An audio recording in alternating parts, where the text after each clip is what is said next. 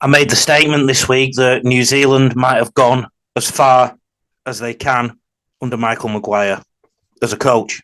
I made that statement on social media. I'd say it was about 70-30 in my favour. Most people agreed with me. About 30% were really vitriolic in their anger with what I'd said. This isn't me saying Michael Maguire has done a bad job. In fact, I think he's done an excellent job.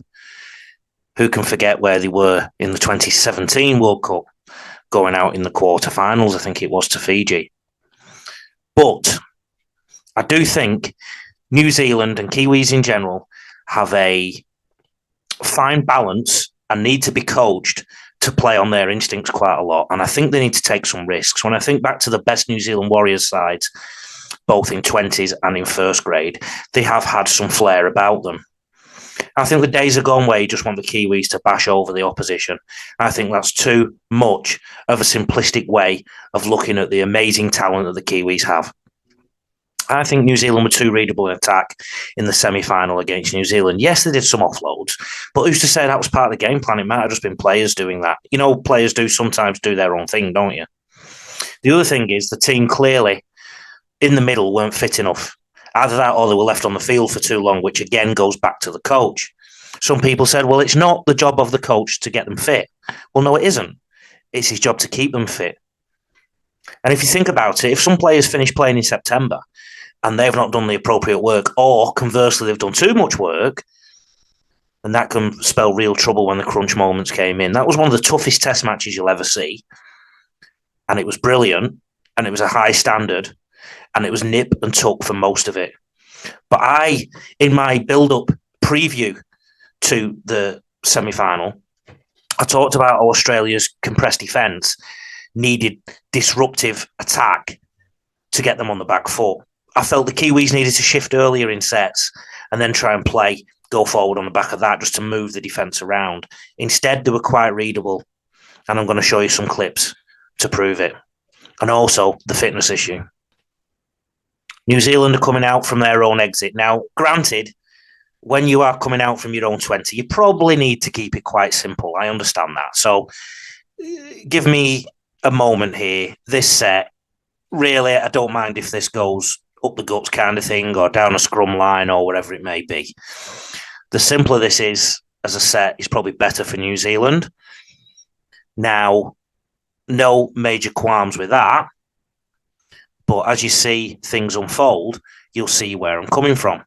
You'll see they play a little bit here, but Jerome Hughes was shut off to what was on his right. So, let's have a look now. Jerome Hughes needs to pass that ball, doesn't he? And they're a little bit slow to it. And that's probably because they weren't ready for that kind of shift in a set. When a player is closed off to what's outside him, which Jerome Hughes has been a couple of times in this tournament, particularly on the right side, that's why I said in the socials maybe he's got a blind spot on his right, I don't know.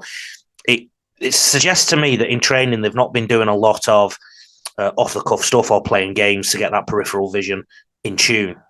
They've been playing a bit too front vision, tunnel vision, if you like. So that was a concern there.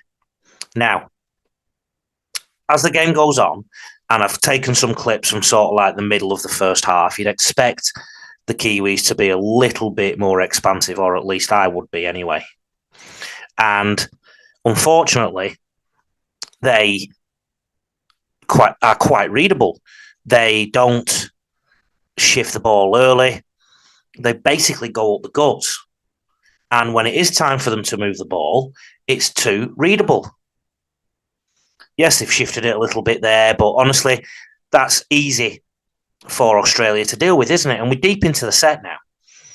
And if in doubt, they just go straight forward. Now, let me go back through that set and show you the state of the Australian defence. And when I say the state, I don't mean it was in a bad state. I just mean the status of it. Now, for an Australian defensive line, that is jagged. That's not uniform. When you see a defensive line like that, when it's compressed, I don't know what one player's doing here. I think he's laid down. You've got to have a go at that. Especially if you want to beat a side like Australia, just going to keep coming back at you, keep coming back at you, keep coming back at you. That's the last defender there. He was left all on his own. Have a look at this clip now through the prism of the Australian defence. There's space everywhere because they are compressed. So you've got to get the ball to the edges, get them going backwards, get them doing passive tackles. Instead, it's up the guts, up the guts, up the guts. This has given time for the Australian defence to get itself set again. That now looks better from Australia. Even though New Zealand is still getting some decent go forward, they've got out quite well. But at some point, you've got to try and get even more go forward and more space and score some tries. Let's have a look at this set. Again, there's the offloads. Now, are you telling me that was part of a game plan, or is that just the players trying to play what's in front of them a little bit?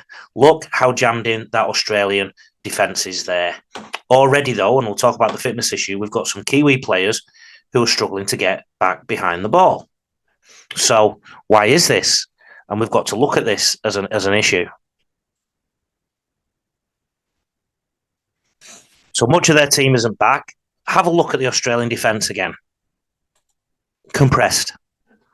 I would like to see the Kiwis in the first play shift the ball to the bottom of this screen, get the Australian defence moving. Disruption.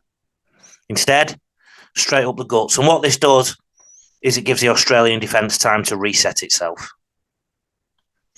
One thing Australia have been excellent at throughout this tournament, yes, albeit against weaker opposition, is controlling the ruck and killing the ruck. And this is just manna from heaven. Remember, this is a Kiwi side that was going to muscle up and barge over. They're actually getting put on their backsides quite a lot.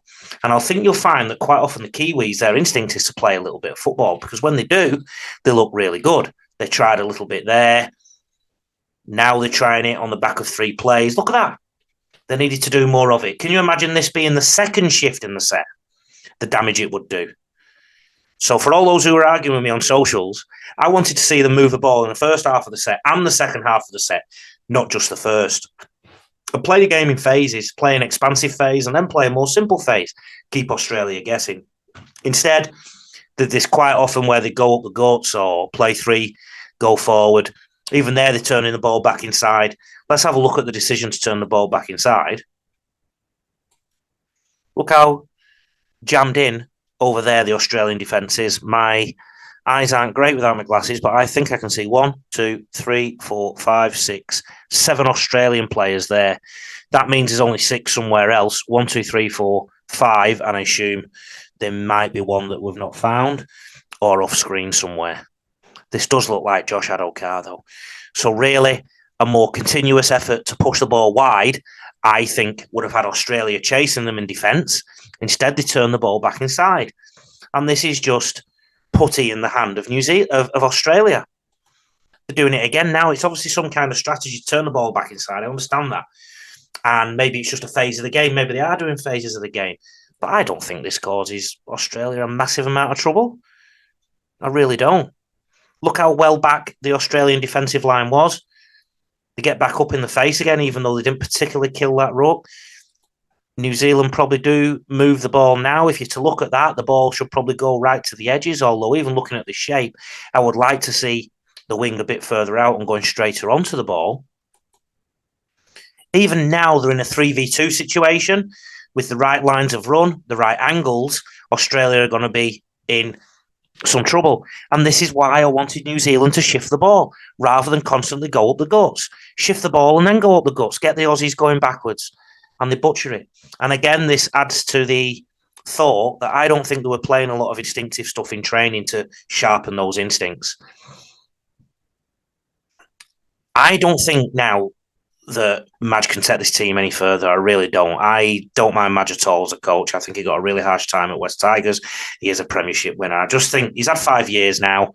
He's at that end of his project. This was his chance to really take home a World Cup, to be honest. And, you know, let's go into the no BS area in this. New Zealand have knocked Australia off a fair bit over the last decade and a half. They shouldn't be scared of the Kangaroos anymore. It shouldn't be, oh, we lost to the Kangaroos, it's okay.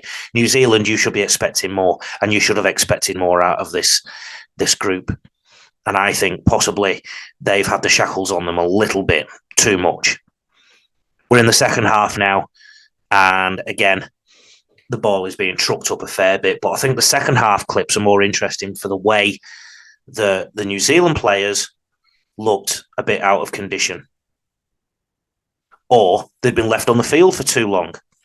Now I'm flicking through the footage here, and you're probably getting a sore head looking at it. But now watch this. Look how long it takes the Kiwis to get back behind the ball. There's about 4 men behind the ball right now. The rest are still trundling back. They're starting to get tired. And that means that Madge hasn't changed his team quickly enough. He's not changed his middles over. Look how many men are walking back. Also, this was the most simple try you will ever see.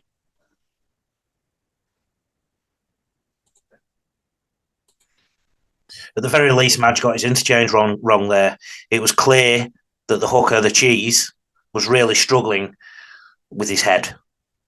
He needed to come off. Left him on and he couldn't make that tackle. But also, middlemen either side of him fell off the tackles too, probably because they were tired. New Zealand, that was your World Cup to win.